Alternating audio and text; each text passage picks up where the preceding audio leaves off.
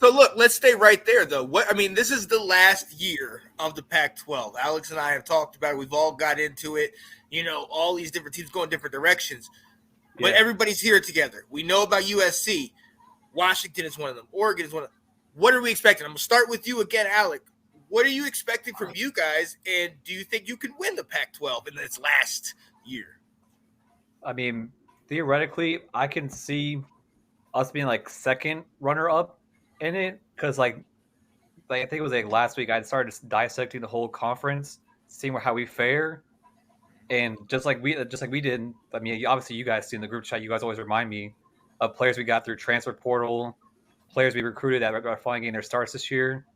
But if you look at a team like Arizona, you got Cal, you got Oregon State. All those teams did the same thing that we did for like the first time ever.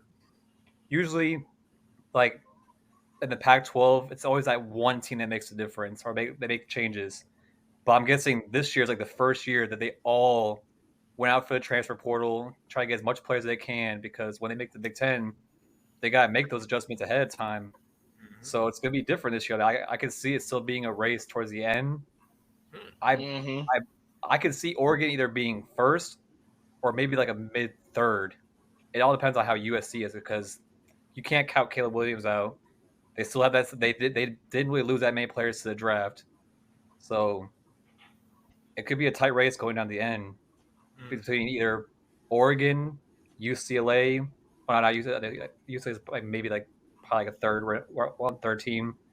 But I could see it being Oregon, USC, or Cal. It's one of those teams. Or Cal? Don't sleep on Cal. Have you seen their quarterback they brought up? Who they get? They got. I was gonna say they got a pretty good quarterback, but we're gonna have to dive into Cal. I mean, Cal. That because I'll actually pull it up right now because I started. My friend tried telling me about this last year, or I think it was like 2 weeks ago. The quarterback they got in the I think he was like a backup. So Sam Jackson the fifth is the starting quarterback this year. That's the quarterback they brought up. Transfer from TCU. Really? Yeah. And my friend's like a huge TCU fan. Yeah. Like not biased. Like he said he's seen him in like spring training games. He said that if you give him the keys to the offense, he will light it up. So I'm not usually he doesn't say that about any quarterback on his team. Like he's like he'll tell you if a quarterback on his team is mid. But I'm giving him the benefit of the doubt. Sam Jackson the third, is that what you said his name was? The fifth. The fifth? Huh. Yeah. Okay. Like I wouldn't sleep on him. I'm not saying he's gonna be like the next coming of like Christ or something like that. What I'm saying is just like I wouldn't sleep on a quarterback. I've seen the film that they showed me from spring training. Yeah. All the reps he gets in garbage time. Yeah. He's good. Yeah. For me, it's the talent around him at Cal, though. That's my issue. Like, I don't doubt the quarterback, but and I mean, especially like in my opinion, like when I did the predictions, I have Oregon losing one game, gotten like regular season. Washington 11-1 as well. SC 10-2 and Utah 9-3. Are we talking UCLA right now as well? I was just gonna throw UCLA in as my fifth team there. Okay. I thought that's what you meant for a second. I mean, there's a lot of teams that you could have a bad offense, but you always use that quarterback to change the movement in the team. Exactly, and that's my point. That's my question. And Andrew, I want to come to you because you were talking about the draft before. I mean, honestly, we could look at the Pac-12, and I mean, there are several quality quarterbacks. Cam Rising, you got DJ Young-Laley came from Clemson. Bo Nix, obviously, Michael Penix, obviously, Caleb Williams, all these things. How are you seeing this thing playing out in that last year of the Pac-12? So even besides the quarterback position, because there's only a couple of teams that don't necessarily have what you would call quarterback quality on their team. But if you want to talk about some of the weapons that some of the other teams have too, like I'm just looking at some of the lists right now. I personally think Washington takes the Pac-12, and it's not just to try and piss off Alec, because hearing someone have to go and say quack, quack brings me as a Red Wing fan PTSD from when I was in middle school. Well, yeah. All right? Alex knows what I'm talking about. We don't need to bring that up anymore. That being said, I just like Washington because they have the quarterback. He's got 2 targets, which I approached the gentleman above me and asked, here's my list of guys. Tell me who I'm missing. Odins and McMillan, yeah. Yeah, and they were saying there's the one other wide receiver. So I looked at McMillan. McMillan's hands, amazing.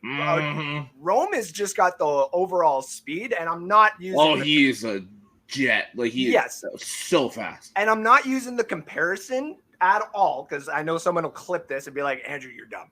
But Rome has the same body outlook and the way he catches the ball and the way that he's just smooth. It's like another Jerry Rice out there, to be completely honest with you. Rome has the ability to put more points on the board for Washington. That's going to put them over some of these other teams. Even more than the son of Jerry Rice, Brendan Rice at USC. Well, he is actually really good too. But when you put the tapes like comparatively, Rome has got that. Rome is better. Rome is good. Rome is very good.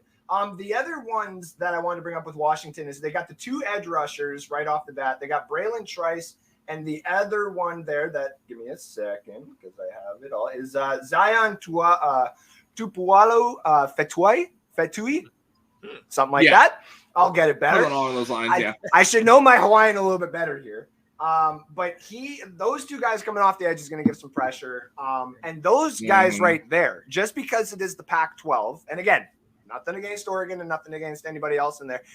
This is a year where they can show off and show out in the last year of the Pac-12.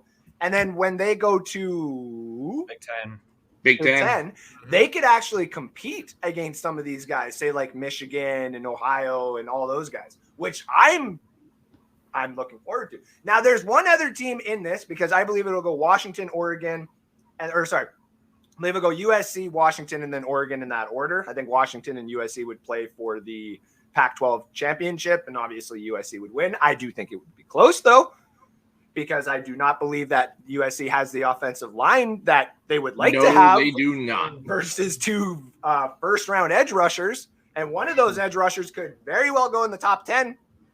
Very well could go in the top 10. The other one in the Pac-12 that I wanted to bring up, because everyone knows I've been doing the Madden stuff. I've been trying to get these draft classes ready. And if the glitch wouldn't happen, I have so many people waiting. I have people willing to pay money, and I'm like, I don't want to give you a glitch draft class. But here's my thing. There's another team in the Pac-12 that I like, and they have 2 players who are going to go in the top 64 picks next round or next year's draft, and that's Arizona. They got a wide receiver who is basically the next Tank Dell in Jacob Cowing. That dude can fly, and he's small. He's a good receiver. Yes, and he is. I watched a little bit of highlight, and I'm like, if Percy Harvin and DeJean Jackson made a smaller version of themselves in one body, that is what he looks like. And then you add what Tank Dell was at Houston. Yeah. And I'm like, there's another one. No wonder Stroud was like, can you trade for that? Because when it becomes your first read, your second read, your third read, and your running back are all I just don't like Arizona's schedule. I agree. Off. I agree. The other player on there that I wanted to bring up quickly was their offensive tackle, and I do want to get his name correct. That's why I told Alex before the show. I was like, because they have Arizona's line at like their win total at 5. I can see 6. I can see at least 6, 7. Yeah, I have them. Jordan Morgan. At most, I got 6. 4 and 8. I got under 5 too, man. It's just hard. I know they got talent, but they got talent. Northern Arizona. They're gonna beat Northern Arizona. They're gonna beat UTEP. Those are the only 2 gimme games on that schedule. Yeah. You got a Mississippi State week 2. That's a loss. Stanford, you could go either way. They're not beating Washington. They're not beating SC. They're not beating UCLA. They're not beating Utah. Colorado's a toss-up. That's when they can win. That's when I gave it. And I don't think they actually necessarily would win this, but I've got them beating Oregon State because Oregon State comes to them. Okay. But I also gave them the loss going to Washington State. So that was my kind of flip-flop there. 4, yeah. Yeah, I got 4 and 8. That's tough. It's just a tough schedule. It is. Yeah, it is. I like those. I like, just as a fan in general of sports, wherever Jacob goes next year, I'm probably watching them. And I'm probably watching them. Absolutely. And the other guy was Jordan Morgan. I just don't know if he's going to play left or right side of the line. So I think he left, but I